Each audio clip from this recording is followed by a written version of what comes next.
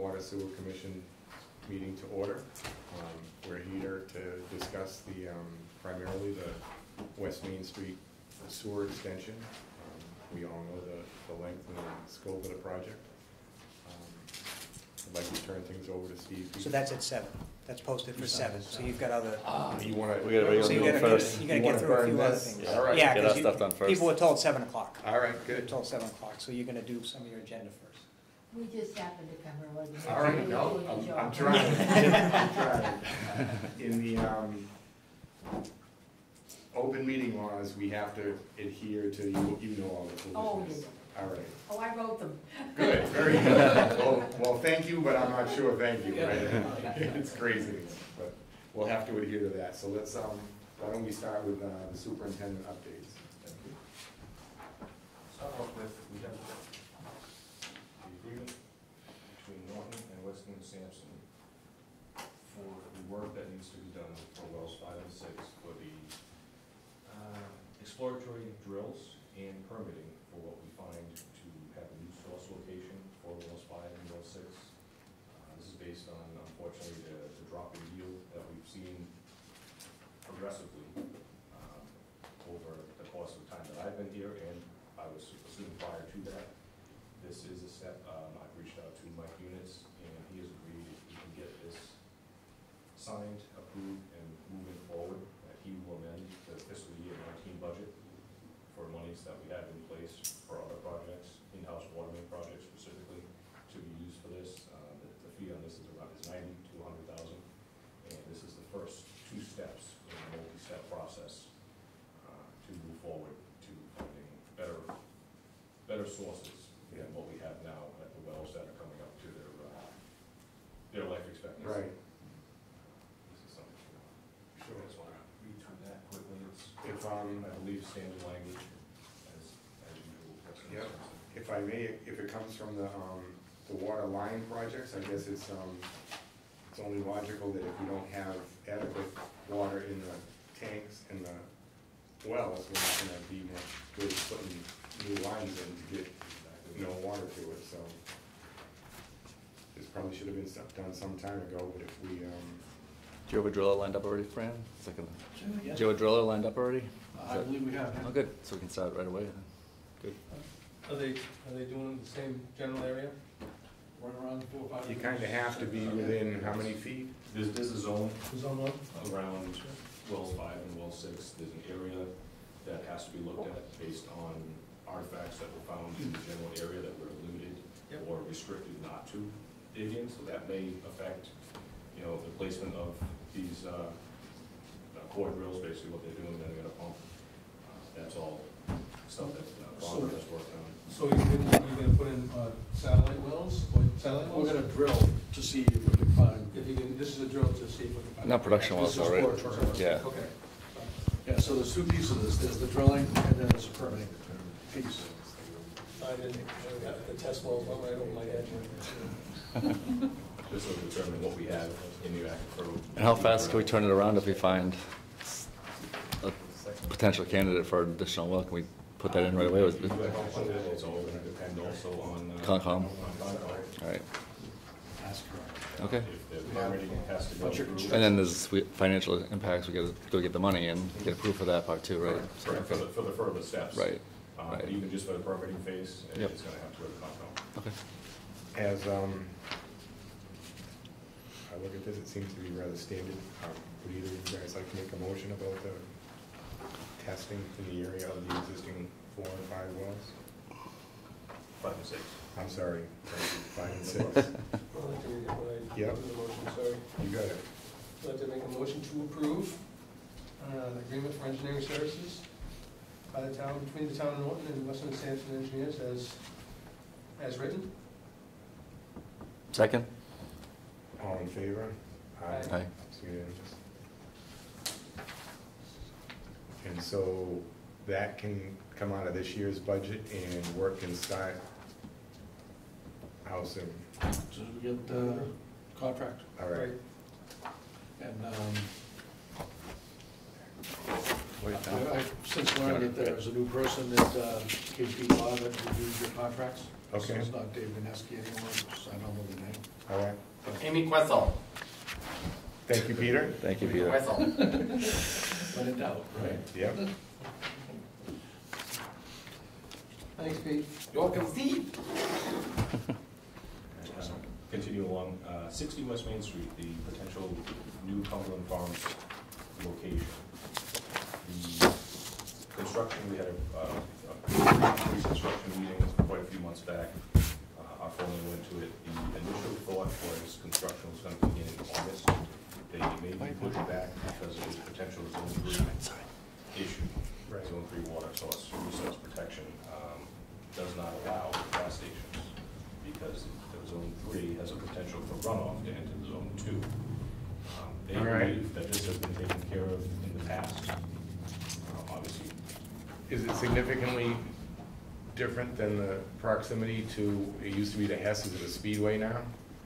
Like, how did that make it by the zone? that is 3? out of the zone 3. All right, The only other one that would be in the zone 3 by looking at the map that they show would be the existing Mass Gas, which has been there. yeah, you're not, forever. right, Yeah, yep, that's grandfathered in for whatever you want to use on that. yep, we'll call that an So institution. they are going before a few different boards to find out if this has been something that has been approved in the past. Anyway, And they will be getting back to us on that, so that's just a quick update.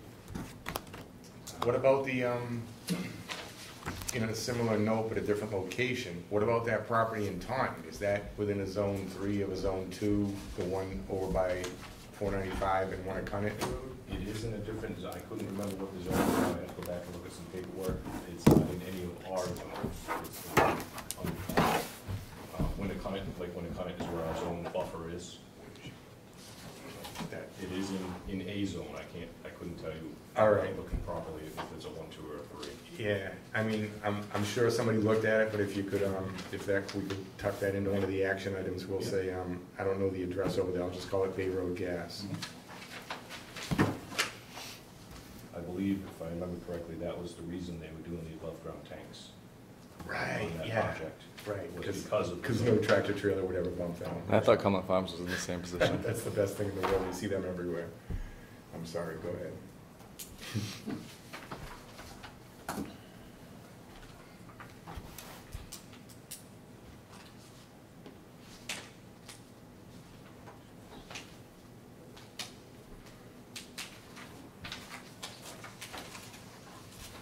We had a discussion a while back about reaching out to our intermunicipal emergency connections for water. With the transition to the new treatment plant, God forbid any emergencies arose, that we want to make sure we had sufficient water.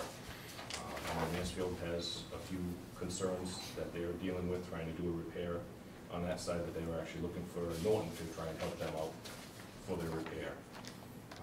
Attleboro, I reached out to the superintendent over there. She remembers this was asked for a couple years ago, and it was with the previous super, and she believes it was done through DEP on Norton's behalf, which kind of seems a little strange that DEP would reach out on our behalf, but if they want to work with us, that's great. I guess we need to find out who it was. At the time, it was proposed to their mayor, who is no longer there. Sure. They decided not to pursue the option of selling water to Norton at that time. Like I said, I reached out to the superintendent. She has reached out to the new mayor to repropose this as a potential as just a temporary connection or a long-term connection. Right. Based on any emergencies that may arise that we don't foresee. The mayor is on vacation, just in limbo waiting to hear back. Yeah. No, better to be proactive and have it somewhat lined up and even maybe implemented for a bit, just to make sure everything. Right, there's some questions about water quality differences that may arise, and who would be responsible for different types of sampling by having two municipal connections, if there was a bad sample or a sample that was out of the Right. ordinary. Right. The liability is gonna be a question. Yep. So DEP would have to be involved with any type of intermunicipal connection, and we would have to get a sampling plan set up from them for any type of connection that we have, whether it be temporary, long-term, or anything. Wouldn't they already have something in place with having interconnection valves anyways? The valves are in place. You know, I know that, but I mean, wouldn't they have something in regards to sampling? I would think so. I would think so as well. I mean, I just never looked into it that far. Right. For a long term, I think would make a big difference if it was a I think short-term long-term, emergency, I think they may, they may look the other way. I know Yeah. in the past, we've supplied Attleboro with temporary water through our Maple Street connection when they had bridge work they had to do. Yeah. Their guys sample in-house. They have their own laboratory. They come down, Okay. flush the line, they pulled samples, went back, made sure that they cleared bacteria before we turned the connection on and supplied them with water. We have never used the Old Colony Pleasant Street connection that I know of and that anybody in Attleboro can remember. So bare minimum, we would have some exercising work to do on the valves and some Right. flushing in that area prior to Yeah. any type of connection. Pressures, what kind of pressures on both Exactly. sides? You know, there's definitely some concerns how well they'll blend or if they will. And we can vary our pressures by taking a tank offline. And they'll have some similar issues of quality as when we were gonna hitch it to Taunton, because they're surface water as well. Huge, yeah. It's probably a DEP standard operating procedure for how that's done town to town, isn't it? That I'm we could sure follow. there is. I think it would be a little bit smoother if we would have both the same sources, if we were both groundwater or both surface water. Now, when you start changing, you have different coagulants and everything involved. There's quite a few concerns that arise. So again, that's a worst-case scenario, but we definitely want to make sure we have the connections available and are Okay. operational. Maybe they don't have a sampling issue with short-term use. It's possible. For the emergency situation, yeah. It just opens up the door. Right. Right. So we'll move forward once we hear from the mayor of Attleboro on how they feel about that connection, if it's gonna be granted for emergency or if needed as a long-term, and then we'll reach out. Well, if the old mayor has the idea, I can go talk to him. Just do math. Thank you, Peter. He's the Mansfield town manager. That's You- right. You could ask why he did not want to pursue it if he had a few minutes, and Yeah. he He's may have, pretty accessible. he may have answers that we don't have. Sure. So, Good. appreciate that.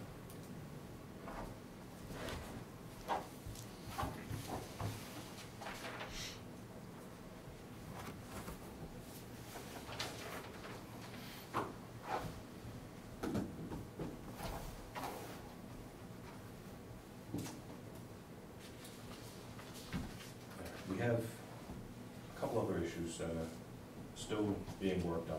One is the staffing for the treatment plant. Mike Eunice has agreed to contact the union to get these positions created. Again, as with Wells 5 and 6, this is something that probably was looked at a long time ago. It takes a long time to get the right type of people that you want in your facility, and anybody that has a license, it is costly. Without, as like we've talked before, without an operator, we will not be allowed to open the plant. It will be beautiful sitting there with, nobody to run it, and that's not what we want. So, hoping he moves forward, hoping we get the approval to create these positions within the union. There is a hang up there. There is the potential for the engineering services to provide a short-term operator, which is extremely costly compared to hiring in-house. Right. It's an option. It's great that we have an option to fall back on. Again, if these positions can't be created, they need a minimum of a 2-week lead time Right. to start looking, once the contract's in place, to start Right. looking for this person. Right. And there's a limitation of a 1-hour response window. Right. For this fully licensed T2 operator, which would be the primary operator for the plant. That's a DEP requirement, that's not a town requirement or an engineering requirement. So that really narrows down your search area Yeah, but it's kind of local. of who can take that position, whether it be long-term or short-term, through a contracted agency. Is something to keep in mind. Right. One of the No, other. it's a step in the right direction that we're Right. pursuing them. We're looking, Finally. right. With the time frame, with the, trying to think of the easiest way to put it. This time of year, with the amount of water that we use and the limited yield that we have from our wells, we've always had a restriction with no lawn sprinklers or irrigation systems. This is a bylaw. It's been in place for longer than I can remember. Right. You want to start enforcing it? I'm thinking we should start enforcing it if the board is agreeing with this. There are 2 ways to go about it. We can notify that we would like them to have outside water usage to a minimum, which we allow handheld hoses now anytime, as long as you want to stand out there, go for it. This would be, you know, a nice request and have it done that way. And then there's the second way you could go about it and have an all-out ban to have the most possible change that you would see for usage. Yeah. We do have fines in place. We have given tickets out in the past for Do people we have a who ban right violate. now? Are we in a certain phase of a ban now? It is not a ban. It's under the rules and regulations of the town. Rules and regulations of the water department, section 213. And the wording is, no lawn sprinklers or irrigation systems of any kind are allowed to be connected to the municipal water system ever. That is the exact wording in the rules and regulations. It is not fully enforced, as we are in the business of selling water. So we're running at about 22 hours a day now, you saying? On average, when we have a summer day, you know, get it 80. 85 to 90, it's humid, and we can hit 20 to 22 hours a day as we are right now to meet demand and fill our tanks to reach our shutoff. We do see multiple times during the summer months that we will go a 24-hour run. And what we will do as operators is when the demand slows down, around lunchtime, we actually will switch over to our storage facilities and give the wells a rest. We don't want them to just continuously run. Right. It's just not good practice. And then, you know, What if we do a tier 1 or a phase 1 of, please remember folks, maybe even on the signs, right, the mobile signs, please remember we're asking you to cooperate in handheld watering only at this time. I mean, And then we'll see, you can look at you can compare the month-over-month results. right, to see if we have any change. I mean, these are just a couple quick draft letters I've done. If you guys want to scribble some changes on there, some wording, and we can get that on the town website, and we can post that publicly. Maybe we should have some sort of ban with phases in place, so we can, we're at phase 1 now, and phase 3 is all no outside watering. Maybe we should tier it that We way. can definitely implement As something new. an idea, Right. so people have an idea of what they can do. What's allowed and what's Yeah. not. If we're not, I mean, 20 to 22 hours now, we're only in here, Right. that's critical. That's, to me, that's critical. I mean, the scary part is it's not something that's just started to happen. This has been going on for a Sure. number of years. Yep. It's only tracking worse with the inability to remove the water Right.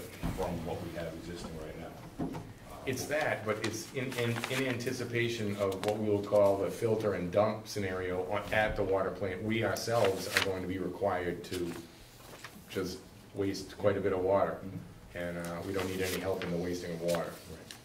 I mean, on that note, I've actually been in many contract talks with Methuen Construction and the Weston Sampson engineers that are down there. We've come up with an idea that's different from the original scope of the well cleaning and switchover process. Okay.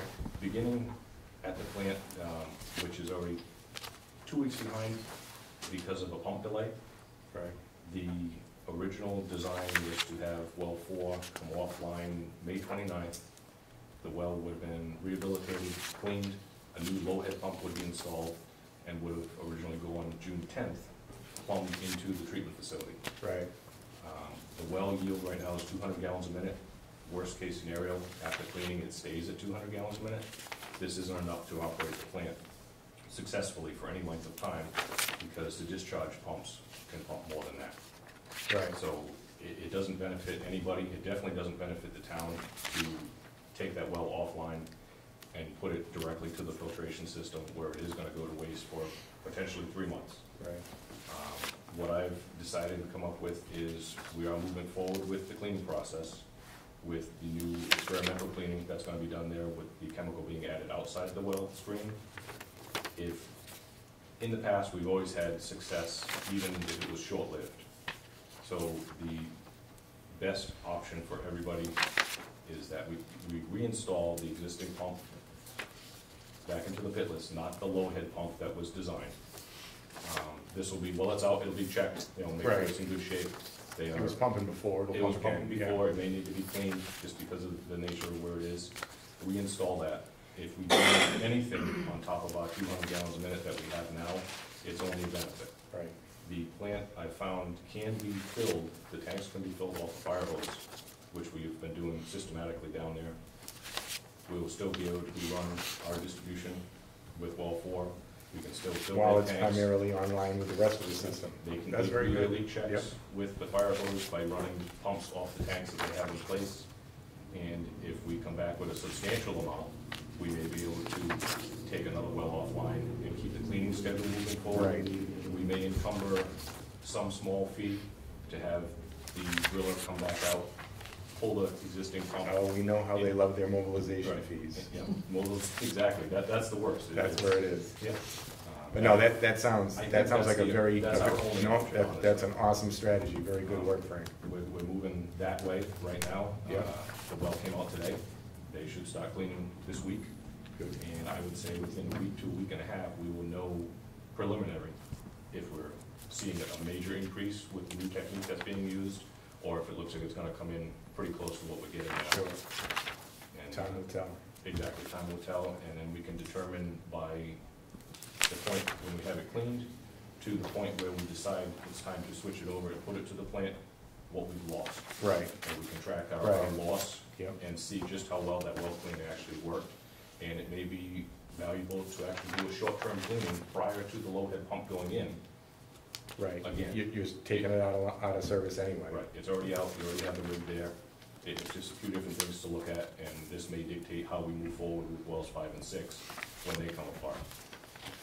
And when's the first one of them scheduled to go to cleaning? We do not have the schedule on hold as of yet All right. because of what's going on at well 4 now. Gotcha. So in the interest of this, one of the other things that's come up is the potential to grant Methuen's Construction a 2-month no-cost extension on the end of the contract. This will again benefit us as far as for our water usage. Even if well 4 comes back substantial, it's still gonna put us into a vulnerable time of year where Right. if we lost another well, whether it be mechanical or whatever reason we had that a well go down, we're still in a stage that is a little bit worrisome. It makes the best possible sense to grant this now, prior to waiting as we get closer to them meeting their deadlines, Right. because then the potential is there if we're the reason they can't move forward. Sure. That they could look at the town, legally. Right. No, this is a, It's an unfortunate timing thing that's worked out here. overall, it might kind of mesh with the hiring of the new people, because as stated before, you can't run it with nobody. That's another benefit to this. You know, so not only do we have no water, we have a short staff, and this is kind of it's a turning point, but we really have to think about this one, I don't know. Thanks. What does that do with the turn-on date to the distribution system? What do you, Right now, we're looking at August 27th, I believe, is the agreed upon. Scheduled. Scheduled. Right. This would push it to October. and that's still prior to doing all the testing, right? Which would, I mean, when, This is when the facility is supposed to be capable of producing water to the system. Okay. Online. What he's saying is they will be possibly testing during the lowest part of the water season, or the most high demand of the water season. July. We'll be filtering and dumping right, while everybody's washing their cars and running Right. under the sprinklers So we should be utilizing the water that we have. in the system. right. Okay. Like I said, what are your feelings, Waste not, want not. you know? I think it's an excellent idea. Yeah. Seriously. I think that's, Just cross your fingers at that point. Hope it comes back okay. I'm just Right. very concerned about losing the well now. Right. Even, never mind the summer now. Mhm. That's my, that's. It's that's my always biggest fear. been a fear with all the operators in town, knowing that as you go into summer, that you have an issue with drawdown. We have, like I mentioned at the last meeting, we've had to slow down one of our larger wells based on a drawdown issue. And that's all because of the iron and manganese that are clogging the ground pad around the screen. moving forward with the new drilling that we're gonna be doing, looking for new sources at wells 5 and 6. One of the things that can change there, because it's going to a bigger facility, is the size of the openings in the screen. So you're gonna have less impact on drawdown by having a larger opening to pull the water through, because you don't filter the water. You're not allowed to have a massive opening when you're discharging directly into the system. You're gonna have more issues than you do now. Right. So, Well, if we think it makes sense, Don't and, amen. you know, in No, all no, but reality, don't think, John. if we don't have any water, No and staff. and we put ourselves in a negative position with the contractor, it really doesn't help us at all on that end. Thank you, John. And if we can look at ourselves as working together in this, giving them a little extra time, we're gonna need a little extra time to get the staffing up and to get the water in the wells back. I think the 2-month extension is logical if somebody wants to pose that as a motion.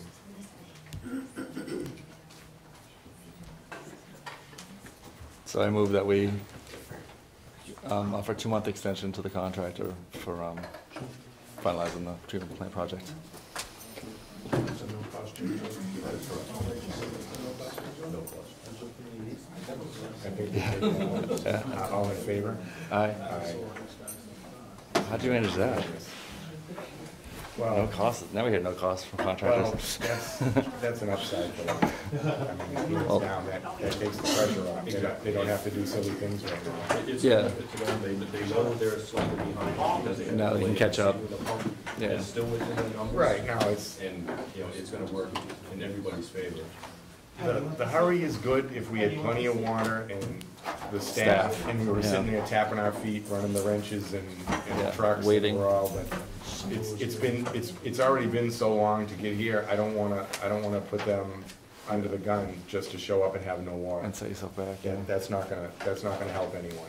And as we all know in our own construction projects, if they take it a little bit slower, a little more time, it's only gonna help the system. That's all I have to. I'm gonna ask, I got a request, and maybe this would be best for Weston and Sampson. We all know Diane McElligott. Something about quarterly sewer bills went out yesterday. Should have gone via email. Can you have a vote to pay the bill tonight? Is this the quarterly bill from MFN? Must have been. I think that's what, this helps to avoid the squeeze for the district making its big bond payment July 1st. You would go to you, yeah? See it?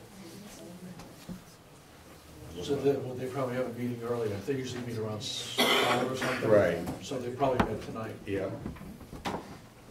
So if, Said it was mailed and not emailed, and that's why you haven't received it yet? correct, there you No, go. it says it went out yesterday. But in the mail. Physically, not in Right. the email. Right. Should have gone by, it did. So So, it needs a motion to pay the Good. MFN bill, right? yep, you got it. I make a motion that we pay the MFN quarterly, is it quarterly, Frank? It's a quarter. Quarterly bill. A second? All in favor? Aye. And that's like a big red star first thing in the morning. So everybody just Yeah. gotta get It's that. also the end of the fiscal year, so True. we'll start thinking about what they want. Never mind. They just need to stack up the funds for July 1st loan. We also don't have that big adjustment anymore. All the rates over there are pretty stable now. Good. So there shouldn't be any surprises at all. Okay, As far as the spike, shouldn't see any of that. nice. Okay, now, as it is 7 o'clock, we can open the meeting up for the West Main Street Sewer Extension, which for most of you, I'm sure, is your reason for attending. Thank you for coming. It's always good to see interested parties, and I hope in the course of this discussion, we can answer all your questions. Initially, I'm going to turn it over to Steve Peterson from Weston and Sampson, if you want to do a little overview of. Yep. Thank you, Luke. As Luke said, my name is Steve Peterson with Weston and Sampson Engineers. I've been the project manager on this project. We're here tonight to talk about the West Main Street Sewer Extension Project.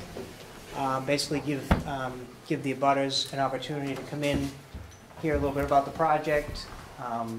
where we've been, where we are now, and where we're going from here. An opportunity to ask some questions. We'll do our best to answer your questions. So if we can go to the next slide. So we do have a presentation set up. We'll try and get through this. Hopefully this will answer some of your questions, and then we'll certainly stick around and answer questions at the end. So basically, we'll start by introducing the team, the people that are up here. A quick overview of the project, just to make sure everyone understands the scope of the project. A lot of different stakeholders in this project, a lot of interested individuals and groups. Some of the challenges that face us for this project. We'll talk a little bit about a lot about the construction process itself, and then the actual connection process, the process that takes place after the sewers are complete and ready for use, and then private properties can connect to the sewer. And then we'll have questions and discussion. So starting with the project team, I thought it would be appropriate to give a quick shout out to the Bruins. Yep. Absolutely, Peter. And also to the NHL scheduling for going with 2 days off in between Game 6 and Game 7, because otherwise it would have been a nightmare rescheduling this, because that's what we would have had to do. Or someone would have been sick. So anyway, the key player, obviously, the town of Norton itself. We have the Water and Sewer Department, as well as the Water and Sewer Commission. And actually, if you guys, Frank, if you could just introduce yourselves. Good evening, Frank Fournier, Norton Water. And then we have the commissioners. Steve Bishop? Luke Grant. Scott Allerhead.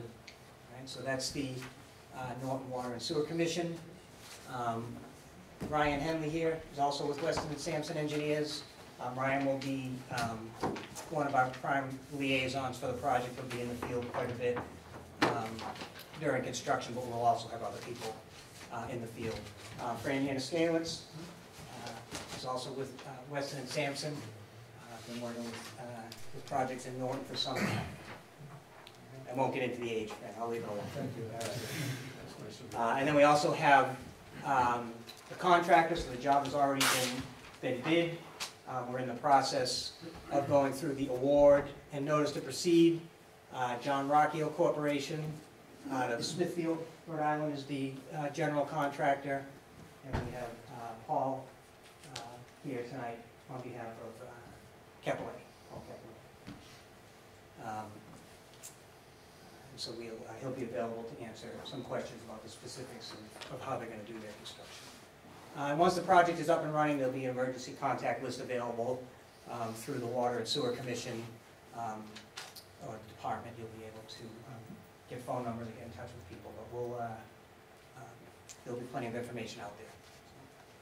So that's kind of the team. So just as an overview, I wish this wasn't so dark, but basically the red line is the proposed sewer that's going into this project. So this West Main Street project is basically the next phase that was voted some time ago through the Comprehensive Wastewater Management Planning that was done by the Commission on behalf of the town to determine the areas in need of sewer in the town. There are limited areas that are going to get sewer.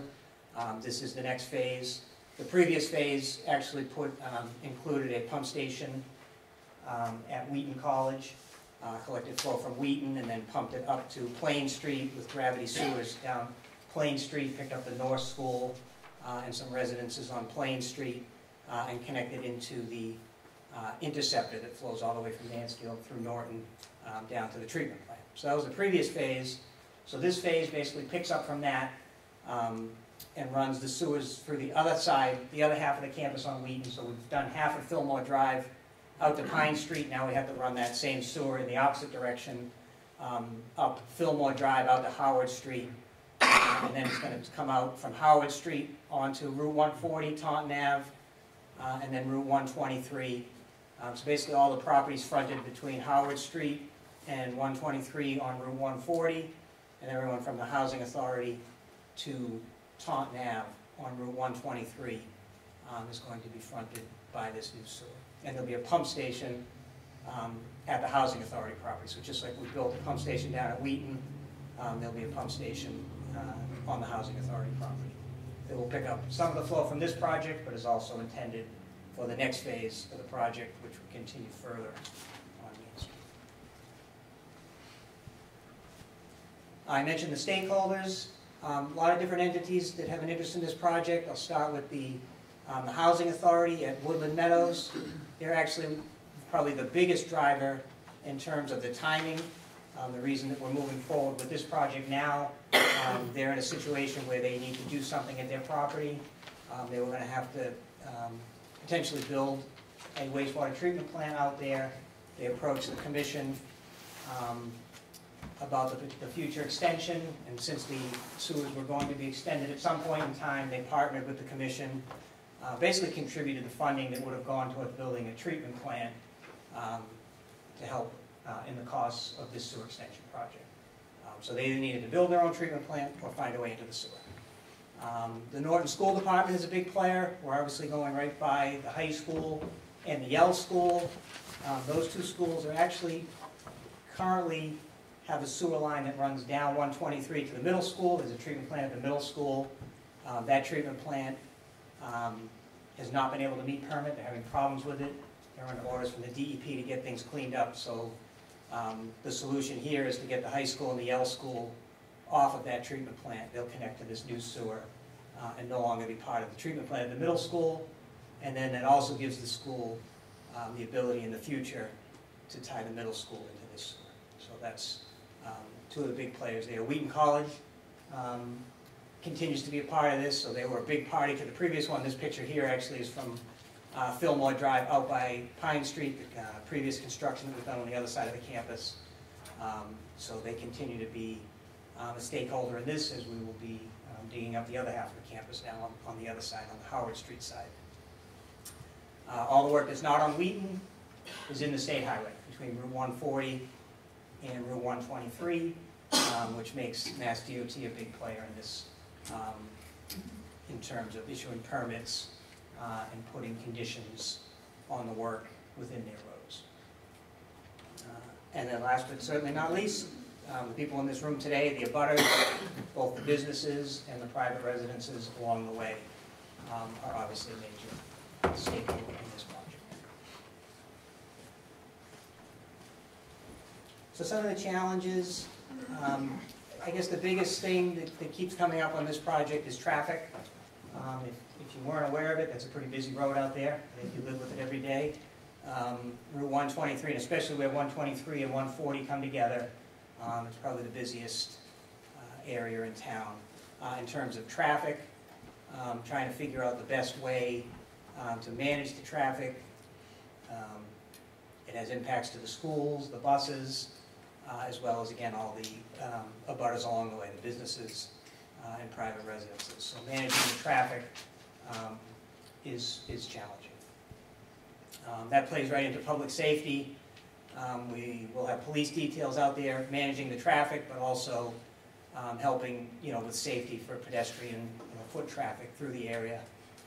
Again, with a high area of focus being the schools, as well as emergency access through these roads during construction, maintaining, good communication and making sure that everybody's aware of what the situation is on the roads. We do have subsurface conditions out there in terms of some of these sewers are fairly deep. We have sewers that are, I think the deepest sewer is about 16 feet deep. Somewhat limited. Most of the sewer is more in the 12-foot and less range. But sewers are one of the deeper utilities, deeper than your typical water and gas, because the sewers out here are all gravity. So we have to maintain a downward slope even when the road doesn't maintain a downward slope. There are boulders in the area. We've done borings. We know a lot of people. We've got previous construction through the area, so the contractor will be dealing with boulders, and there are a lot of utilities in that road already.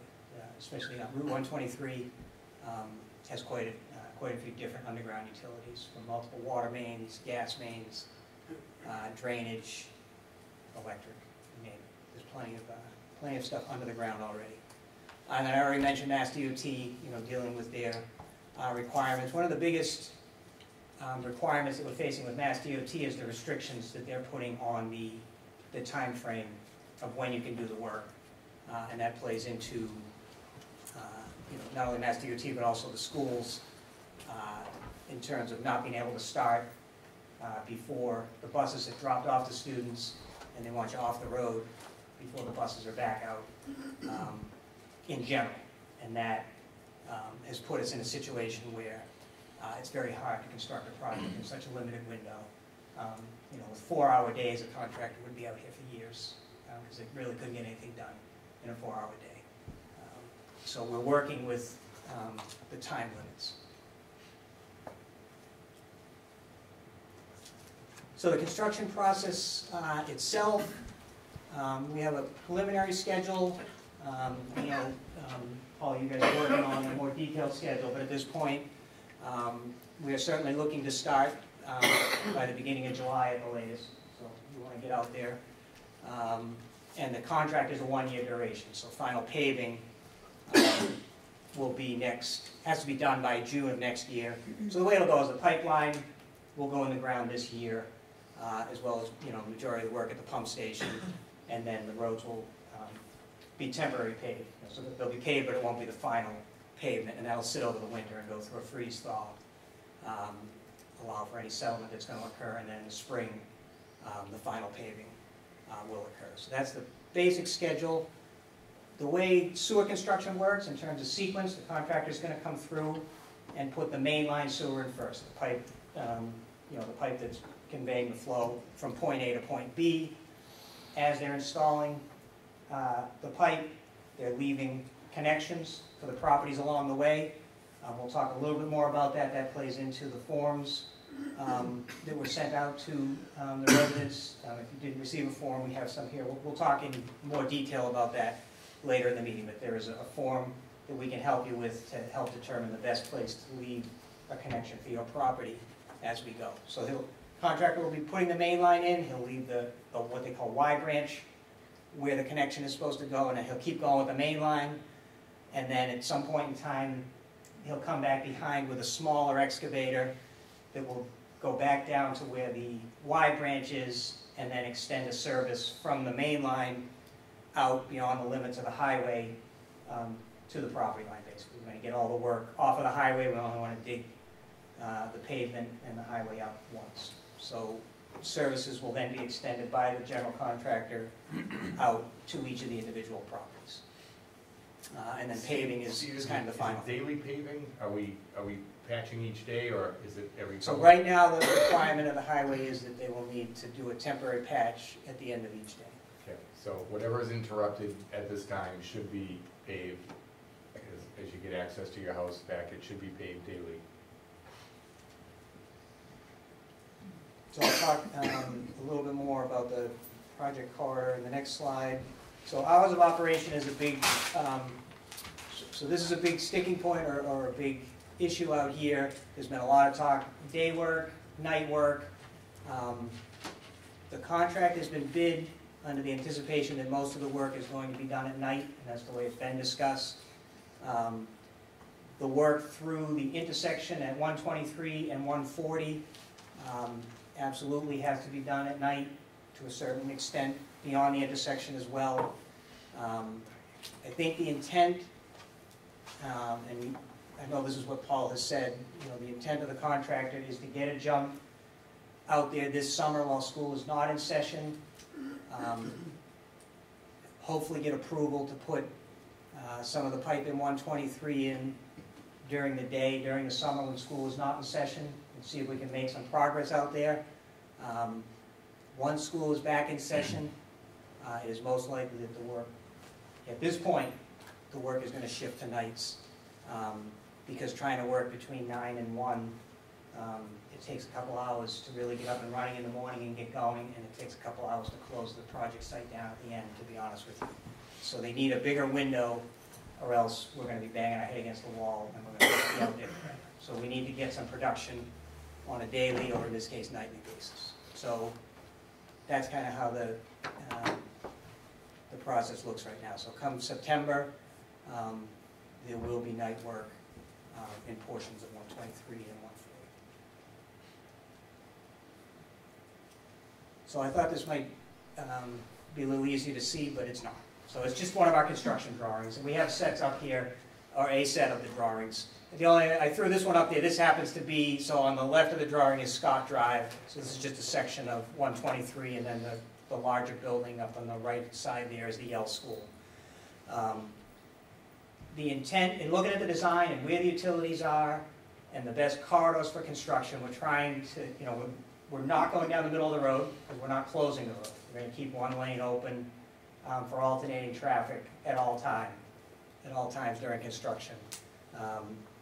So the way it looks right now, and the way it's drawn on the design plans, is as we come off 140 and onto Route 123, the pipe will be on the south side of the road, the side where the high school and the Yale School are.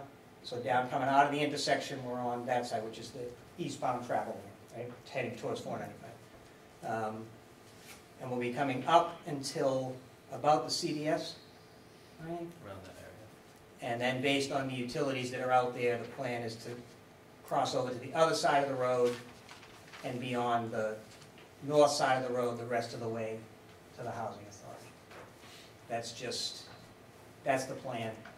We still need to do dig safe, and the contractor has some test pits to do to make sure that makes the most sense. But ultimately, the overall goal or requirement really is that we find a corridor where we can keep traffic passing, at least one way. All right, so the sewers get installed. The next step then is, what does that mean to you guys? All right, now the sewers are in place, what do I do next? So the first bullet, again, I'll say we'll come back to this, and I'll talk, I've got a graphic of the actual building connection forms that we're looking to get filled out by everybody. So that's the first step, really, prior to construction coming by your property, is working together to figure out the best place to leave your connection. Then the contractor will come through, he'll do the connections, he'll request substantial completion, the town will acknowledge completion, take beneficial occupancy of the sewers, and at that point, notification will go out to everybody that sewer is now available for use. It's officially a working system, and you can tie it. At that same time, when the sewer is approved for use, is when the betterments are assessed. So for this project, the capital costs of construction are being recovered through three basic means. I mentioned the Housing Authority has made a significant contribution based on the grant monies that they received to put in a treatment plant. The schools are paying their share based on the amount of flow that they'll be contributing to the sewer. And the other piece is the betterment assessments that are assessed to the properties along the way. And those are issued once the sewer is up and approved for use. I'll give you some ballparks, because I'm sure the questions will come. I mean, the commission has not voted on the assessments at this point. Let me take a step back.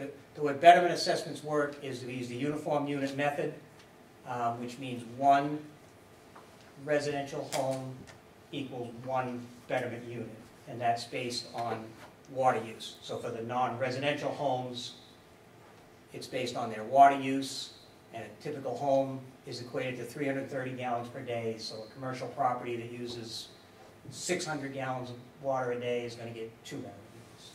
So it's all flow-based. So you're paid based on how much you contribute to the sewer. At this point, the commission hasn't voted on what the rate. They don't have all the numbers in place to determine that at this point, but Luke, you can stop me if I'm wrong, but we've talked about, you've narrowed it into like the 15 to 16. Yep, something in a dollar amount less than 16,000, able to be stretched out with your tax payments up to 20 years in the future at a internal rate of interest of something less than 3%. We're able to offer this low percent loan because it's SRF funded, and we only really have to recover our costs. So once we have all the documents in place and we have all the numbers, we will be able to, and this will be when the sewer goes by and if the project is complete, we'll be able to, and at some point before then, nail down exactly the dollar amount for the betterments and the interest rate. But that's pretty much the parameters that they are now. So when the bill comes out, you have the option to pay it in full at the time, or it'll automatically default. I think after 30 days, it defaults to your tax bill and gets apportioned over the 20 years. So those are basically your options. Pay it immediately, or pay it with the low interest over 20 years. And or if I understand the SRF right, Yeah. if you're making payments for 10 years and you want to pay it off for some reason, there's no prepayment penalty or anything, it's just the betterment is the betterment. Yeah, yep. Yeah, you just have to get it paid off, like any loan.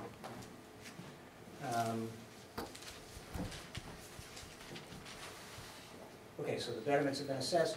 The next step is for you to make provisions to actually tie into the sewer. And the regs give you 5 years. From when you get the notification that the sewers are available for use, you have 5 years to tie into the sewer. And when you're ready to do that, there's a sewer connection permit process that goes through the water and sewer department. You'll engage with a local approved contractor that does this type of work. Typically, the commission will be able to provide qualified firms that do that work, or contractors. They'll install your connection for you. The town will inspect it, approve it.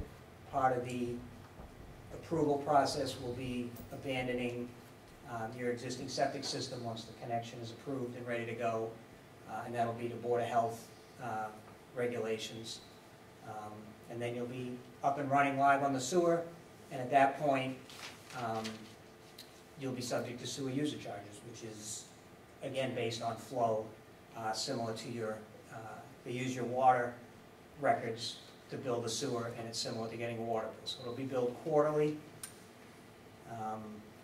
at a rate per 100 cubic feet of water. And now, so your water bill will just now have another line item for sewer, and that's how that works. And there is I think that the current rate is like $7, and I was just looking up. It's just over $7 per 100 cubic feet. And there also is a minimum charge that you have to meet of like $85 per quarter. Actually, was I done that? I think I was. Go back 1 second. I just wanted to see what I was done. You were right. All right, so I've been talking about the service connection form. So we mail these out. Hopefully we hit everybody. So you should have gotten a mailing. If you didn't, it's fine. We have them. We can get you the information that you need. So basically, it's a form that you need to fill out and answer some information about your house and your current system so that we can, and we are available. So on the form itself, there's a phone number you can call. So Weston and Sampson is available. If you want to schedule an appointment for someone to come out and look at it with you and help you determine where the best location along your property frontage would be for your connection. So we're certainly available to help with that. If you didn't get a form, we have some forms up here. So Ryan is doing the home interviews, so it's his phone number, an extension that's on the form, so he's been fielding calls, and he has a couple of blocks of time where he's scheduling appointments, if you want to go that route. You can also use your local plumber to help you. I think there's a question of, If it's a commercial, like townhouses, is there a different form set up? It's the same form.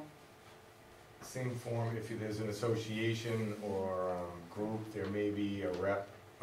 Yeah, no, I just want to make sure if it was the same form being used. Yeah, Because it's commercial versus residential, so. Yeah, everyone gets the same form. This is just about, where is your current on-site wastewater infrastructure?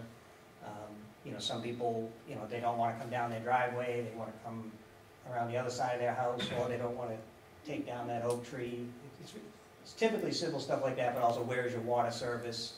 And where's the pipe exit your house right now is the biggest thing. Where's the plumbing come out of your house to go to your septic system now? And what makes the most sense to get it from your house out to the street?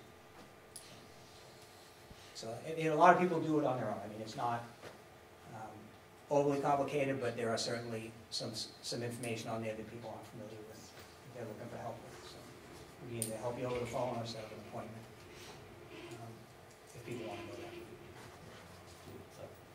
I think so. So that's the form that went out. And then also with just a couple other notices. These are really more for down the road. The one on the left is just a notice about reminding people that, you know, the width of the street, you know, the town right of way, or in this case, the state right of way, extends beyond the paved surface. So a lot of times, you know, the construction impacts on stuff that's in the shoulder of the road. And sometimes people think that's their property, but you just need to understand that there's a shoulder within the construction that is basically owned by the town or the state. And then the other one is just some information. Once the, you know, in terms of ownership, once the service connection is installed, you know, the town owns the main in the road, and then the town also owns any repairs that need to be made to the connection from the main out to your property line, and then the homeowner owns from the property line to the house. So that's just if there are issues down the road. And that's something that's right in the town's rules and regs. And I think that's really it. So try to go quick, and we can open it up to questions. So when there's construction being done, we live in the townhouses, and if you can't get into our facility at night, who do we contact the town to say park at the high school or something to use the facility? Is there a contact name for the town? Yep. If we need to park So somewhere else, rather, because we can't get into our facility? We'll make arrangements for that, and the contractor will have to help coordinate with where they're gonna be and let people know when they're not gonna be able to get in and out, and when you have to leave a car somewhere else. I mean, keep in mind, it's a linear project and always moving, so it doesn't stay in one place for very long, hopefully not very long at all. But yes, as they go, there are times, as soon as they're immediately in front of a property, that access is limited. But they'll also do their best to stage it, so even if it's tight to get in, it'll be very limited time that you absolutely can't get in or out, but it will happen. And as it does progress into the fall, it will be night work, and although it's inconvenient for your ears, it's convenient. What does it start at 9 o'clock to begin with, and then maybe 8 o'clock, and then it ends by 5 a.m. So a lot of people, if you don't foresee yourselves going out, I mean, the theory of being trapped might not be happy, but they can get you out with road plates or a couple of adjustments. So once the night work happens, it's kind of good in that respect, that most of the daylight hours, the road will be open and passable, fully open and passable, I should say. But our access to that road won't be, so that's why I want to make sure we have contact. People work at night. No, we understand. Understood, yeah. It should, No, we don't just block you in and say No, good it luck. should- No, I just want it to should make sure be we have either a very access. small window of time or not at all. There are, you've driven over them in the past, big steel road plates, and they have many on the site that they can lay down for an emergency. Everything's there in place to handle whatever we need. So the final paving's in June 2020. When can they start? When is the sewer actually going to start flowing? Before that, or when Yes. down there? So they can take substantial completion and beneficial occupancy once all the infrastructure is complete. The road doesn't have to be in final paving. So it is anticipated, Paula, I don't want to put words in your mouth. So as far as the sewer and the pump station, you technically have a year, but the intent is that the infrastructure, for the most part, will be in this year. Yeah, we'd like to get the bulk of it in before the winter, 'cause it's obviously more difficult to work in the winter, so, yes. I guess the answer to when, you know, the pump station will probably be the last thing that's ready to go, and they can work on that in the winter. Yeah. But I would anticipate early 2020 as a ballpark, as to when we'll be ready to go, sometime between February and April. So does the project start in the east and then head west? So, yep, And it's just gonna be, that's how you're just gonna physically just start one point and work your way to the other point? You're gonna have multiple things going on? Multiple things going on, hopefully. At the That's same how we'll time. get it done quicker, but we do also have to make sure that we're not tripping on ourselves and creating more problems. So the bottom of the project is down at Wheaton.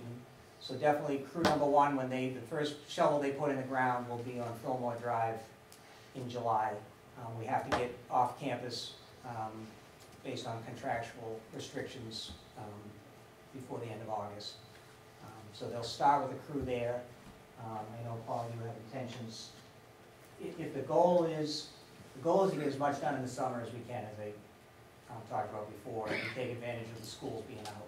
So they do intend to mobilize a second crew and jump ahead on Route 123. So there would be they'd be building pipe from Wheaton out and then jumping ahead, building from 123 up, and then they would have to make the ends meet in the middle. The crew behind would then have to come up and make the connection to where crew number 2 took off. So the goal is to have 2 crews installing pipe over the summer and see how far they can get, see how much of the work they can get done in Route 123 before school starts. So do you guys have a sectional timeline chart?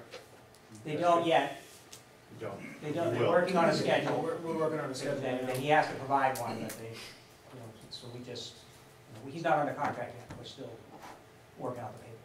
So the $16,000 that you mentioned thereabouts, that's with you, the contractor, making those connections? Is that correct?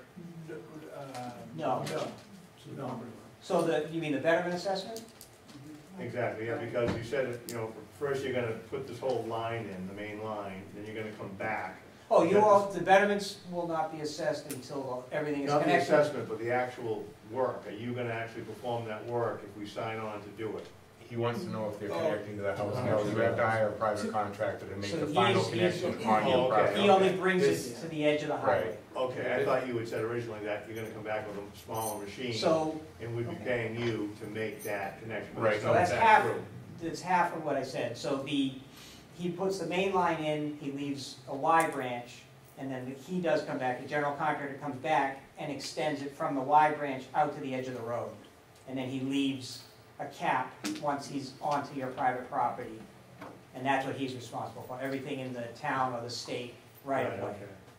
So that's what he All does. right. So you've mentioned that the housing authority and the schools have contributed. Did Wheaton College contribute to this too, or is that already Yes. part of it? Yeah, so the previous project where we brought Wheaton College online, they picked up pretty much the entire tab for For the first the time? phase that we previously did. What about? And now they've granted us, they're all connected, so this only digs up their road. They're already connected and paid for. They're allowing us, we took an easement to be able to run the sewer out the other side of the campus, because when we built the pump station there on campus, it was because it was the low point. So all the work we're doing now doesn't connect Wheaton, it's just to get out to 140 and 123 to pick up the town properties. So they're not contributing anything to this particular project, but they've already.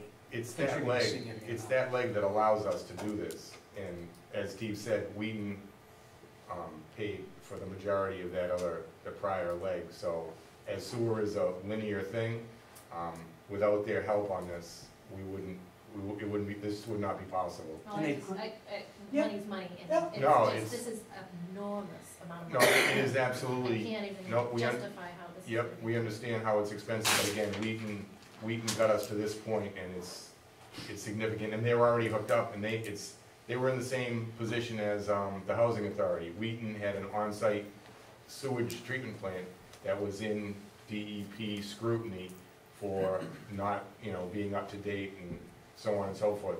They decommissioned that and ran the sewer. Now, my concern too is the middle school is newer, they have a newer system, why is that now not to par, and now they have to be tied into it? So the treatment plant at the middle school was designed just for the middle school. And then they got approval to tie in the high school and the Yell. And that's a big reason that they're having trouble being in compliance now. So the first thing is when we get the Yell and the high school off of that plant, it should come back into compliance. But so I guess I go a little further with it. So the high school and the Yell school already pump down to the middle school, so there's a pump on the road. Right. If you take the high school and the Yell off and they don't use that pipe anymore, and then there's a sewer there, potentially in the future, if the middle school has an issue, there's already a pipe in the ground, they could take a treatment plant, turn it into a pump station, and pump up to the sewer that we just put in. I was gonna say, because you mentioned that they were going to tie in later, so I was. They will at some point. Why? And it's, And it would alleviate, upwards of, is it $100,000 a year for the maintenance on that treatment? they would like to get out of the sewer business. So what happens at the middle school is, it's like, I'll just call it a commercial development. They have a on-site engineer that goes out and messes with the chemicals and checks the flow and does all this sewer treatment plant stuff on school property, which we all see as not a good thing. So once the high school and the Yell school are online, and we get through this with the school department, the selectmen, and our board, we'll look at the feasibility of maybe tying in the middle school at some time. We don't, as Steve said, we don't have a plan for that at this Provisions will moment. be there to make it a pretty easy process for them. But if the high school and the Yale school are already tied into the middle school, Yeah. okay, does that mean a minimal tear up of the street going forward that way? So when the middle school ties in, there'll be no tearing up of the street. That pipe will stay in place. So right now, But the two schools are already tied into the third one. the high school and the Yale school So have a is that a pipe. minimal tear up between the three schools of the street? Because it's already there. Because it's already there. Not It's so- already there. Correct, yeah. So I think the answer to the question, so the high school and the Yale school are gonna tie into this new sewer. They've already got a pipe that runs out, so they're gonna tie in, Right, and then. but you've already got a line that goes all the Yeah, I guess all that the is way what I'm down trying to the say. I middle think I'm just saying it differently. I might not have explained it well. So yes, they will not have to dig the road up again. If the middle school wants to use that line that the high school and Yale school currently use, they can now, I'm that same talking line. about going all the way up I got this. 123. I to believe- Solomon East, it continues further. If you've already got the line, There's no sewer main there. He thinks there's a sewer main. I believe what you're asking is, and I think I have the answer, is there will be digging up to Woodland Meadows. Yes. So we're gonna interrupt in front of the Yale school, in front of the high school, and continue excavating, trenching, and laying pipe all the way up to the Woodland Meadows. At that point, there may not need to be more excavation in the road to get at what you were saying, but there will be excavation right up to the housing authority and that Speedway gas station. okay. Why can't they use what's there now? It's not a The sewer. depth, yeah, the It's- depth It's is, a 4-inch pressure sewer we're putting in, Yeah. gravity It's- sewer, picking it's- people up by gravity. it's in an old That's water a force main, main. too high. That's It's gotta be deeper for the gravity to work. And that's, the future use of it is limited to just a right. force main. You know, it's not a pipe that people can tie into along the way between the housing authority and the middle school. It's an opportunity for the middle Okay. school to pump up. And you wouldn't be picking up the other people. And as in the prior leg that Wheaton, for instance, allowed us to connect the LG North School, which I know myself, my girls went there, and that had a very, very poor septic system for many years. The Wheaton contribution and work allowed the mains to be run by, and this section will in turn, like Steve said, get out to the Solomon East and other areas of town. It is some money, but it's better for our groundwater, it's better for our community, it's a very good way to go. And what's the size of the main line? The diameter? The main line in the street is 12, so from the Wheaton campus, it's a 12-inch gravity sewer that comes up to the top of the hill. There's actually a high point just past the high school. There's a high point at 123 there, so the high school and maybe just past it just tie into the 12-inch gravity sewer and flow by gravity down to the pump station at Wheaton. Then there's an 8-inch gravity sewer that flows from Freeman Street down to the housing authority property, and we're putting a pump station in there with a stub for a future connection potential connection from the other side. So the pump station at the housing authority is gonna take flow on 123 from Freeman Street down, and then the future from the other side. Like if the middle school were to tie in, they would tie into that. So what's the depth Freeman's of already the, connected, right? Freeman is not connected to sewer. So that's your transition point from pump to gravity?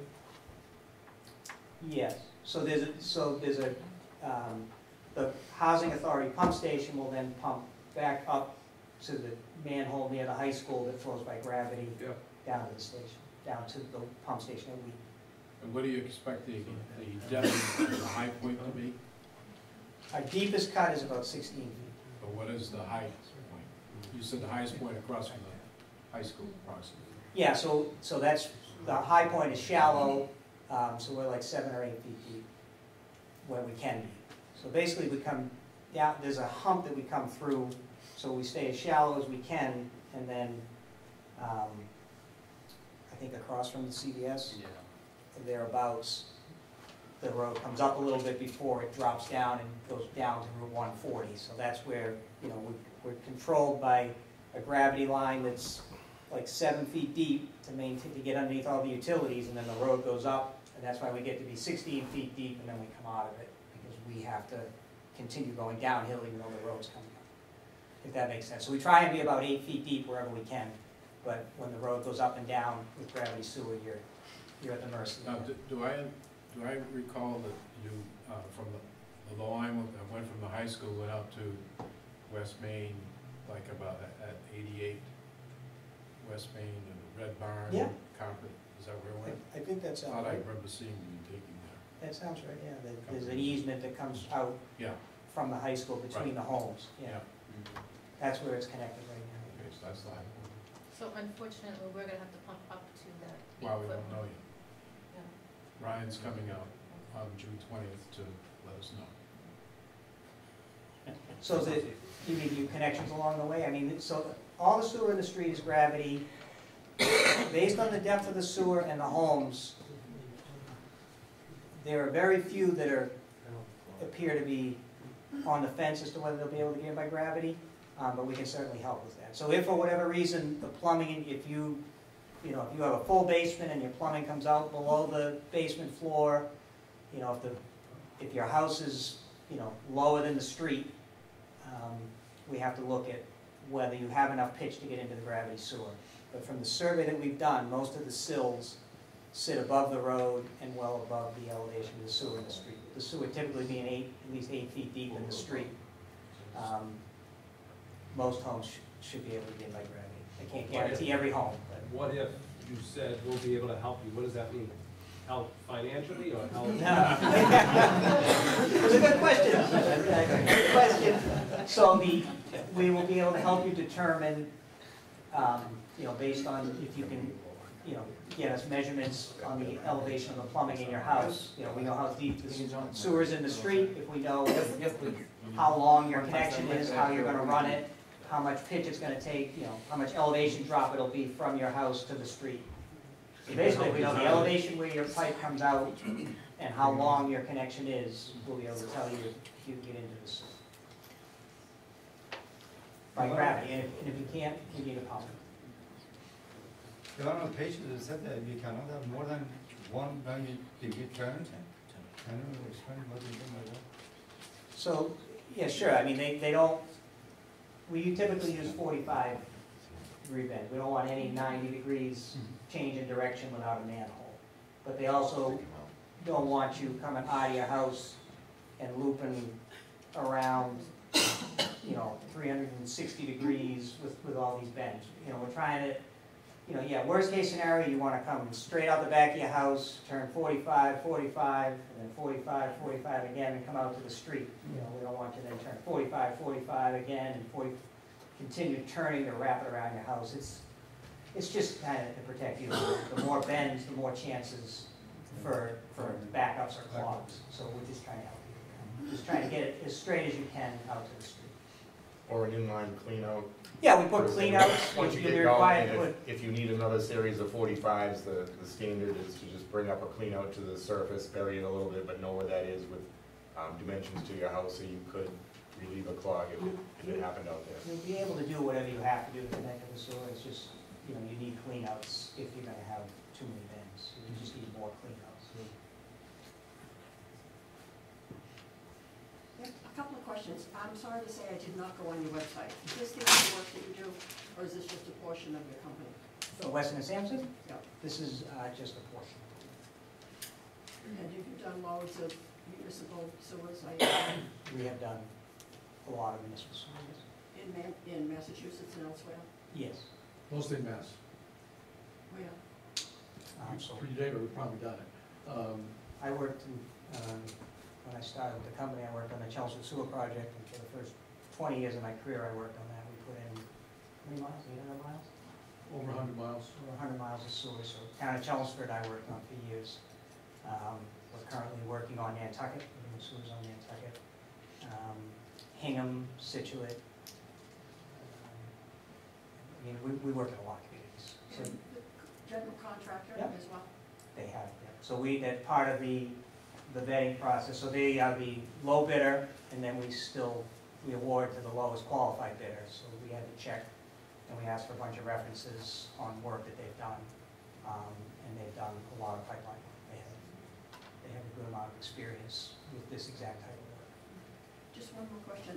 When you began with the first slide was the map, you had suggested that the red line was Howard Street, whereas Howard is not involved, correct? Don't you go right down Taunton? So Howard Street connects at 123, and then it wraps around out to 140. So Fillmore ends, Howard actually goes all the way from 123, and then it turns, so that last piece of what some people consider Fillmore is actually Howard, if that makes sense. So you, in fact, the red line, I understand. I thought Fillmore went right out to 140. Right, so that last piece of what you would think is Fillmore is actually Howard. I follow you. Thank you.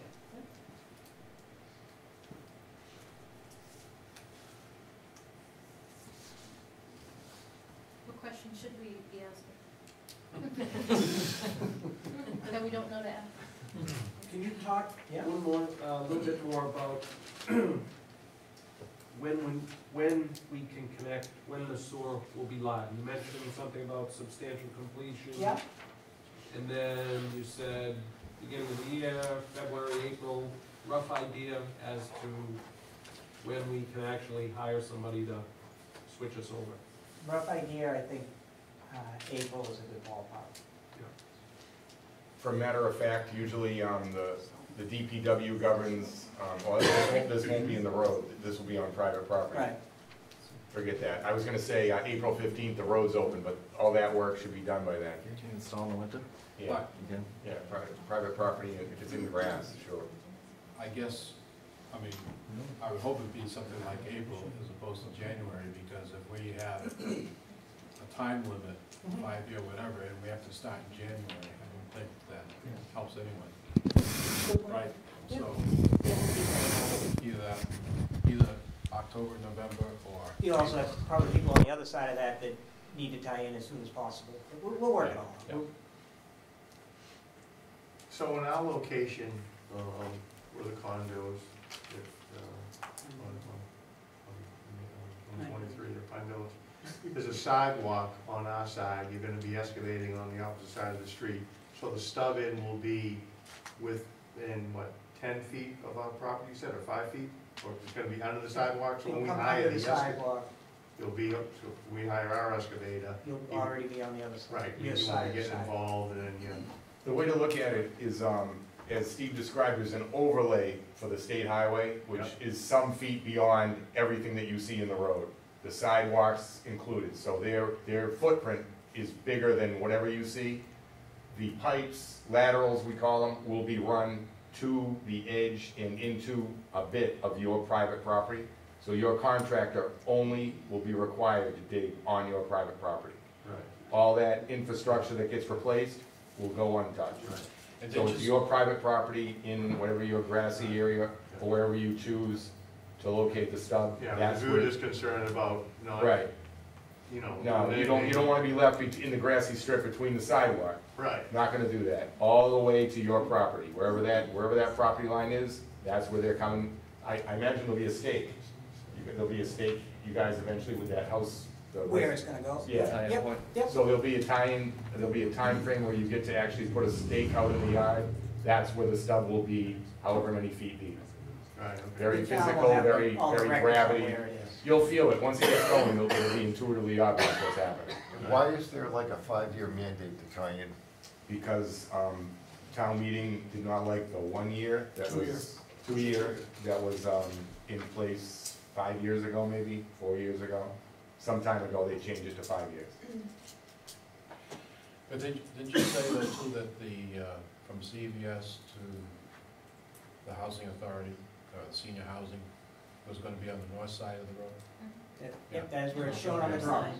No, it's gonna be on that, where we are, it's gonna be on the opposite side, on the high school side. So, I do want to, this is what's on the design plans, and there's design and then there's construction, what's actually out there on the road. So the contract has test pits and stuff, but our design shows that as you come off 140, turn onto 123, you're gonna be on the high school side of the road. So is that the south? South. So on the eastbound side, and then as you get up to about the CVS property, our intent is to switch over to the other side. And I will, the intent of switching over to the other side is there's an abandoned water main on that side of the road that we're trying to take advantage of. It's the same abandoned water main. The reason that the high school and the Yale school have a sewer down in the middle school is because when the town put in a new water main, they had the foresight to take the old abandoned water main and they slip lined it with the 4-inch pipe that is currently used for the sewer. So beyond where the high school connection is, that 16-inch abandoned water main continues. We're trying to be in that corridor to obviously be in a previously disturbed area, an area where we know there's already a pipe that we don't need anymore. Hopefully some of the boulders that were there are gone. We'll have to go deeper than what that pipe was, but at least it's a previously disturbed area. Hopefully will help with production. Do I understand the connections go under sidewalks and under stone walls? So, Or does everything get dug up? oh, well, if they have to dig the sidewalk up, they have to replace it.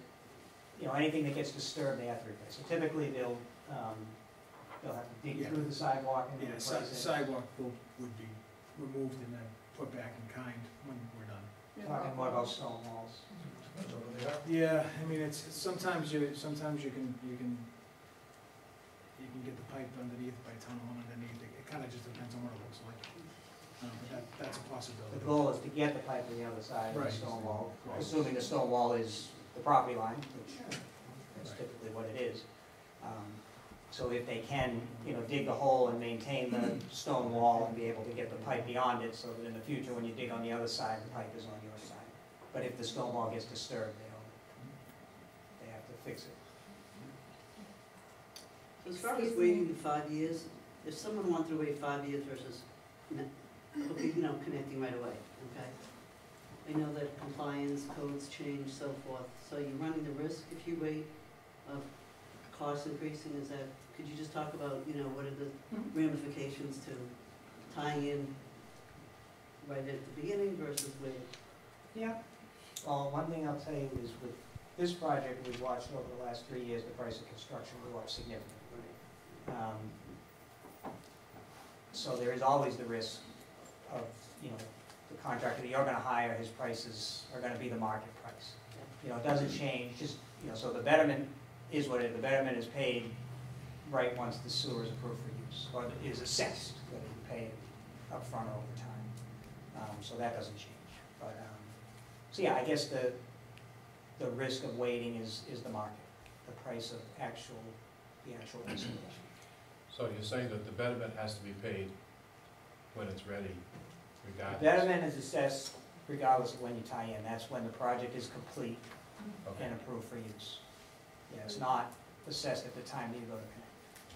And did you say at the beginning that that ranged about between 18 and 20,000 for private residence?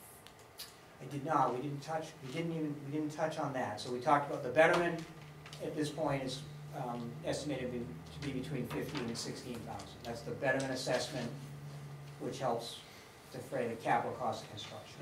The actual cost for you to connect, that you'll have to pay to a contractor to connect you, is widely variable based on how far from the street you are. The longer the connection is, the more expensive it is. So if your septic system is in your front yard, that bodes well in terms of cost. It's cheaper than if he has to run around your house.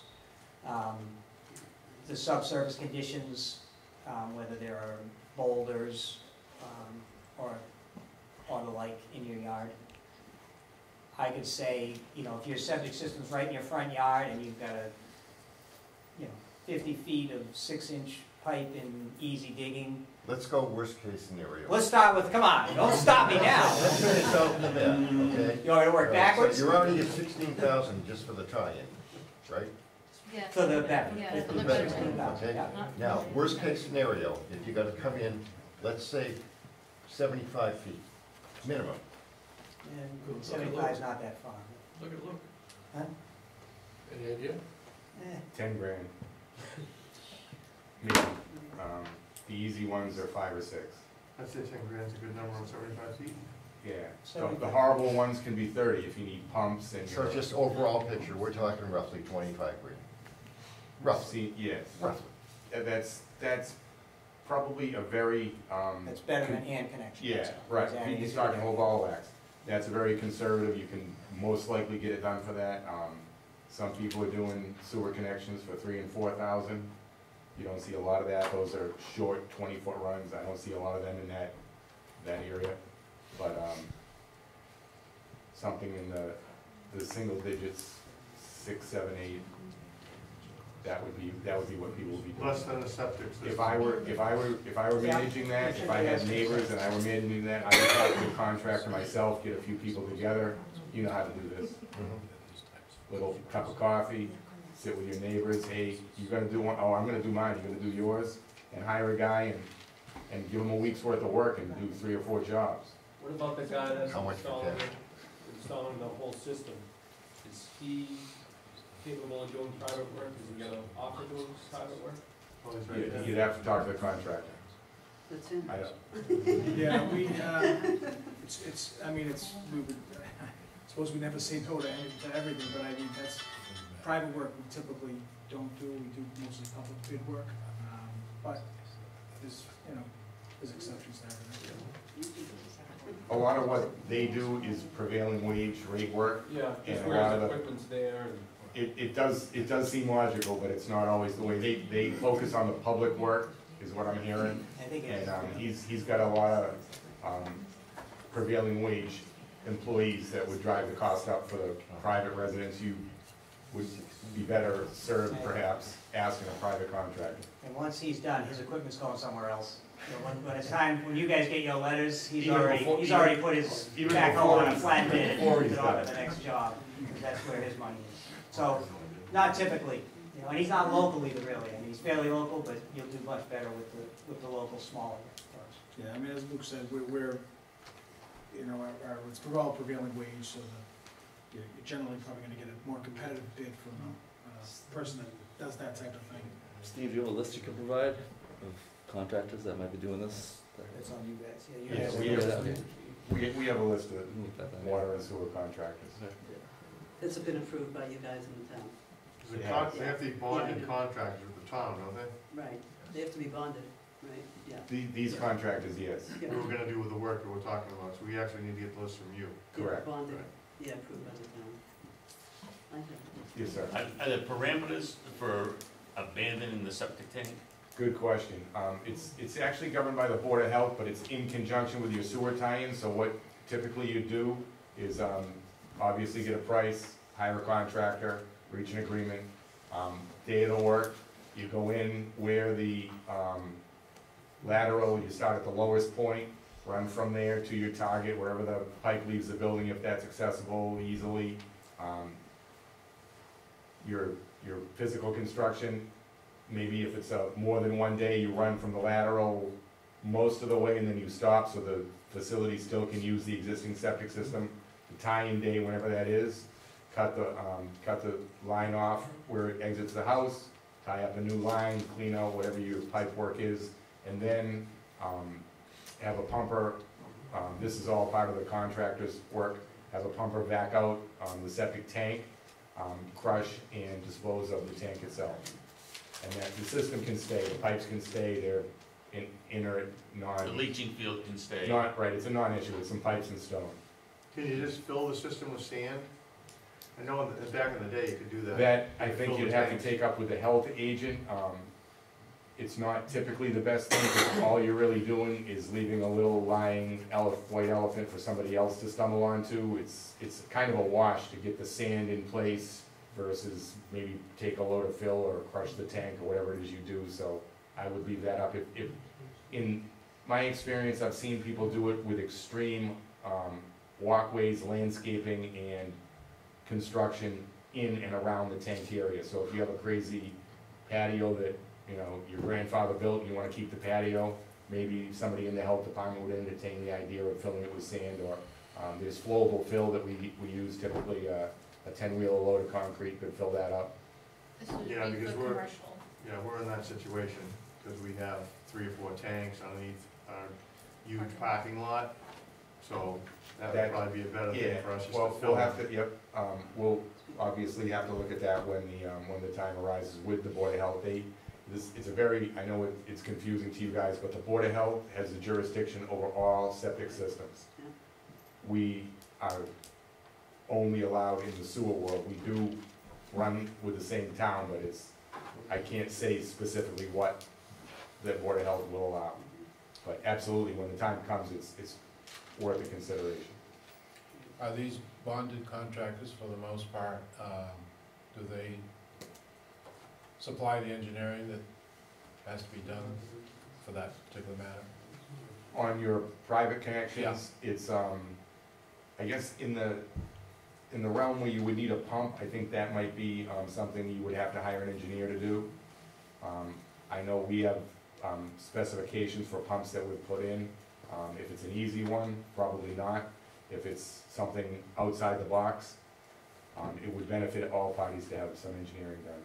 But, well, are you saying for gravity feed though? The gravity feed ones fall under the easy, and no engineering is required. You have the stub lower than wherever your pipe exits the house, and it's simply a mechanical event of connecting pipes with as few turns as possible to where it exits the house. Okay. No engineering will.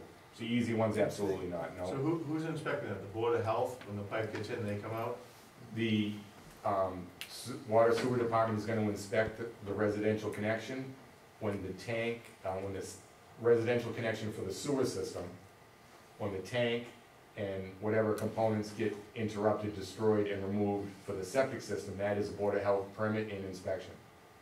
And generally, what are those permit costs gonna be? If I'm not mistaken, in Norton, I think it's $50 maybe, the tank abandonment permit. I'm honestly, again, I'm not sure. And then how about the permit for the, permit cost for the actual piping? That- That's a good question. I don't remember that off the top of my head. No, our sewer installer, our sewer permit fee. I don't know the permit fee. Probably another $50 probably. I don't wanna be guessing, I don't like to say numbers I'm not sure of. I know, if you call 285-0280, call the sewer department and they can tell you, right off the list. $250. It's Fran says it's $250. Okay, that makes sense. You said how deep is the main pipe from? Relative to the road, main road? So the sewer in the street is typically 8 feet. 8 feet? We like to have about 8 feet of cover to get under all the utilities, but then sometimes we have to go a little deeper based on the grade. Sometimes a little shallow. These pipes are, for the most part, 7 to 12 feet deep. What if there's a vacant piece of land that you're going by? Does that get a betterment charge also? It gets a stub and a betterment. Based on assumed use, and then when you do develop the property, the commission has the ability then to look at what he did pay, and if it wasn't the right amount.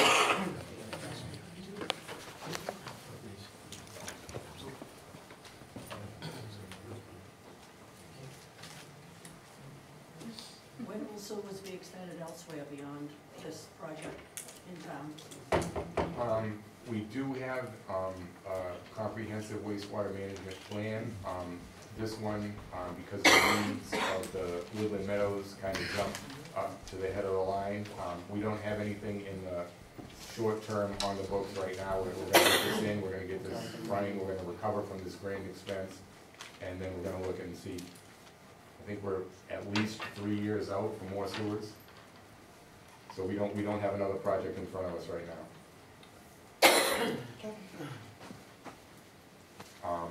If any of you saw or went to the town meeting, there were several people who made good points about what our entire total sewer and total water debt was, so you don't want to incur too much of that at one time. So as we stage projects out, other projects will be getting paid off, and then you can move ahead in a logical, financially responsible manner. So it's 3-ish or more years out. Unless some developer comes in and wants to do something, and then we're only too happy to allow them to install the pipes for us, like we did on the 274 East Main, 254 East Main, 274 East Main, the apartments down there, those folks put in a lot of sewer for it, as well as water main. So we try to stage the developers as we see them, but as far as our projects, nothing on the short term.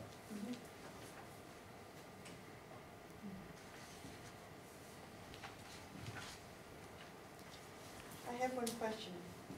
Talking about Beverman, if you pay in full right away, do you have any document filed at the town so you don't have to have any lien against your Right. unit? Absolutely. Oh, okay. What if you sell your unit, do you get it, you have to pay that before you sell? Or would that be- That's a good question. I thought of that as we were going through it. I don't have an answer to that. I absolutely can. Does it transfer to the sale? If they're paying it back over time and they sell the house, is it part of the house sale? And usually, the attorney closing usually will decide. Some will allow it to continue, others will demand that it gets paid off. It's up to the attorney.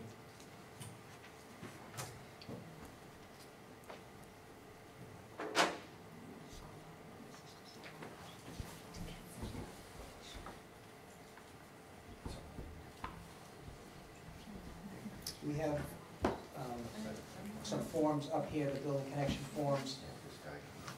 If you didn't get one and you want to grab one on the way out, you can also, actually Brian, you can set a post over there and schedule appointments if you'd like.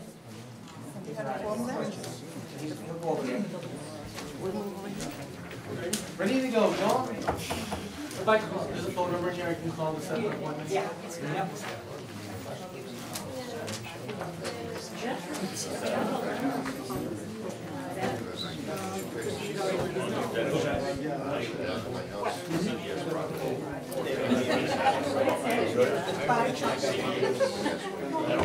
See you, Lucas, Steven, Scott. Bye, guys. Bye, all. Right.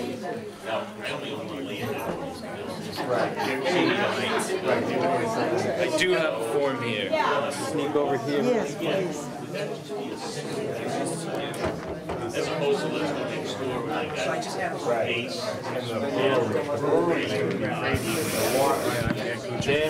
I believe it's, so we usually need to be, I believe it's you already have it? with a 1 minimum, so it's gonna be, 3 permits. I haven't had it, but. You haven't had any building? Yes. Because I get park sweat spaces and rented, because the septic won't be. right, well, soon to be rented. Yeah. All right. This is part of the good. There's always bad with the pan. I'm not sure on that one. I get it. Yep. To me, I'm looking at the septic tank, that means as long as it's like. Yeah, good. All right. What do you get? Yep, good. So you're the person we're working for, we're helping you. CVS size, would be like a house, or would it be a business where you would consider two? What's a unit? And everything's in a single unit. Anything else, you can take it, basically, the manholes are pretty much. divided by 330, that's 123, so it'd be. My water bill's 35 cents. It's not exactly. For me, it's 35 cents. It's a one conserve. Those are regional units. So there is a regional unit. Base is Base is one, CVS is one. So that's Okay, so you're. CVS is a different building. Mailing address, so we can get you Okay. one. Yeah. I get And then you go over to the east building. Right. Fill out the paperwork. That, you just have to, if you have So yes, different meters, remember that we didn't because you I have was to concerned do about the who flow. Yeah, but it's basically one be able to take care of it, and I didn't know, I don't remember. if Yeah, the with building the flow, had- with the base, like CVS, But we the can, brewery. I can get you. which is. That's gonna be a lot. I was just there this morning, Yeah. I'm looking at Need what somebody to tanks, help and I you with, go, there's a phone number on there. I know, like 600 gallons each. out there, so I just. You run out of forms yet? Not Old County Road, not yet. A copy of the septic plan. Eventually it will, not yet. Again, it's one project, probably more than five. At least more than five. That would be my. It should be through that way. Yeah, it has to, put your hand here. Oh, thank you, Steve.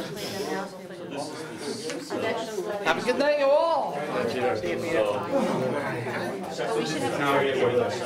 the people on, there's in Water County. It might be somewhere. Yes, they just have to call the town, either the requirements or that. You can use some of those. All bids are great. We are an open system. A lot of towns, it's very difficult for outsiders to get in. Sills are up there. I know we have some drawing calls or contact the water department. Unless we really take it. Stop on driving. They did. But I'm not saying it's easy. So the road. They've got other work in other towns. We allow them to work.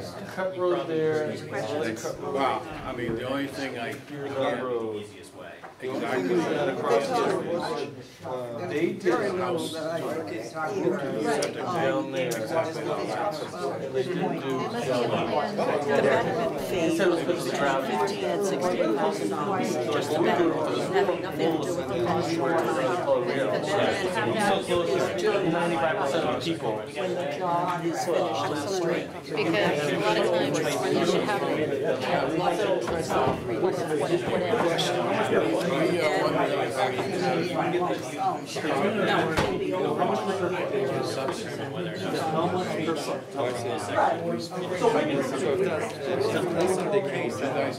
The gas company would tell me. So $200,000 Yeah, that would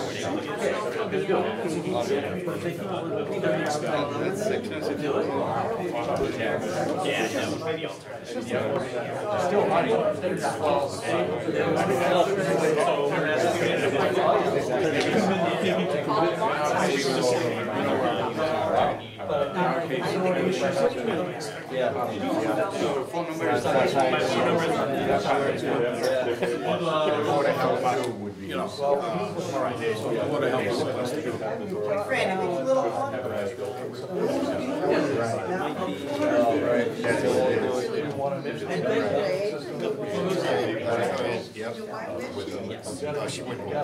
Yeah, that's what I call that Amy.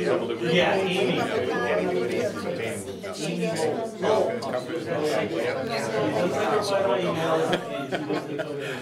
So he's saying that the Board of Health should have that. Usually we have it on record. This is Frank Ford, superintendent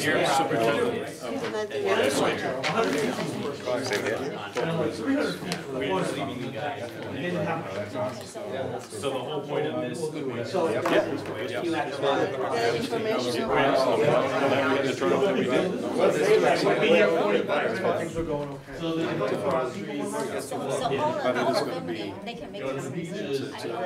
Oh, yeah, all the residents. Oh, yeah. It's nice to move forward, it's never easy. And draw. Every other street, so if you're unsure about What's the schedule? So right now, You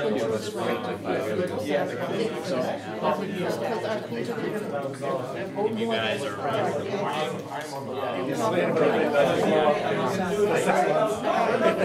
Resource compared to a similar unit somewhere else. Yeah, all that, I mean, our fees are very minimum, say, the interesting thing, they're up at 350, 400, over 400. With this, it's gonna be over 400. 1 o'clock, let's say. In the morning is fine too, yeah.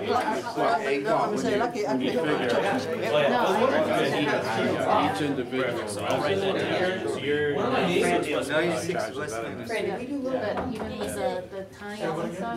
to. Little Pond, So it doesn't matter. those Little Pond sewer project you found? This is a multi-purpose. Yeah. But it only has one. They didn't have to Because I don't think we have. I said, how much? I said, how much? They didn't have to. These are yours. How much a connection from that to that. Before it gets horrible. The field, yeah, We the don't sand have or. My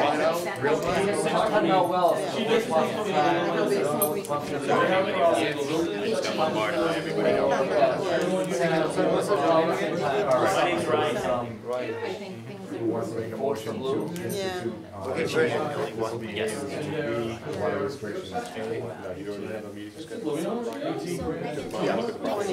think getting a copy from the one, you know, have that. Definitely gonna be better.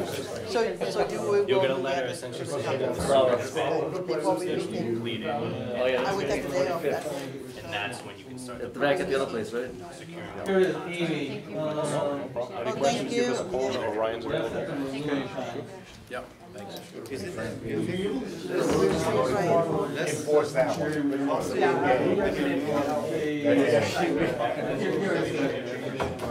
So you have, let's do it. I like that.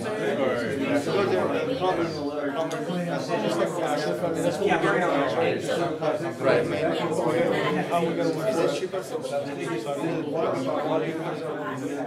So how do you tax these?